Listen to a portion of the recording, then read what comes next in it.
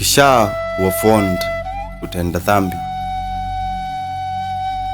Scripture ni kitu hautapitia often.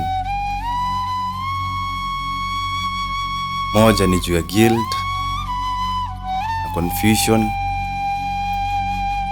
Pili ni juu ya kuzoea. Utafika Bible study na itabidi umetoea na kutalii knowledge yako ya back then Sunday school na lessons za CRE. Back then ulikuwa jetli. Kifika ni neno ulikuwa na degree. Back then ulijiamini. In fact wena imani mlita na sleep over. Mliserereka, mlicheka, window shopping kwa vichochoro za soul mkiadmire zile kasiri mlijenga.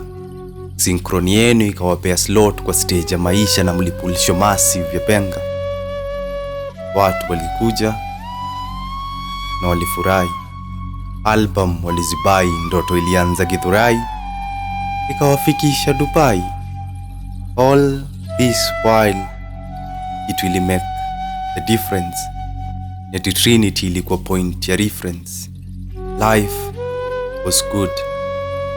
Dunia haingekuwa cold kwako ulijuana na Wayahoo tulitraverse. Kanisani ya ukuran out of gas. Ulisimama kurecite after uligram mavas. And then, alas,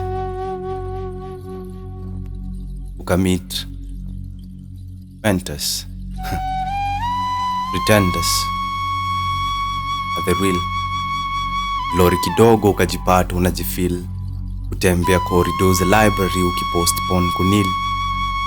Kitabu after another. Philosophy stanza baada ya stanza. Then confusion ikaanza.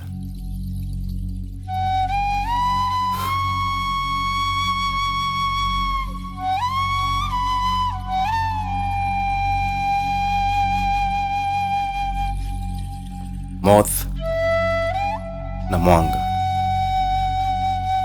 man na mchanga, mganga kujiganga, relationship na hanga, constellation na kujaribu kumake sense of patterns. Man na perspectives too were not answers. Truth constant ni cancerous. Kutry kudefine Mungu na kumchora kwa kuta za fikra. Uliniwache sif bikra natambaa na upweke kama wingu. Siku baada ya siku kwenye ujana na njaa. Landa zikakuwa kadhaa. Entanglements na kujua kucontrol desire ikawa balaa. Cycle ikarudi ilipoanza. Starter nikiulizwa na ascribe to doctrine gani. Dhambi ita lose essence, especially hauja define right na wrong maishani.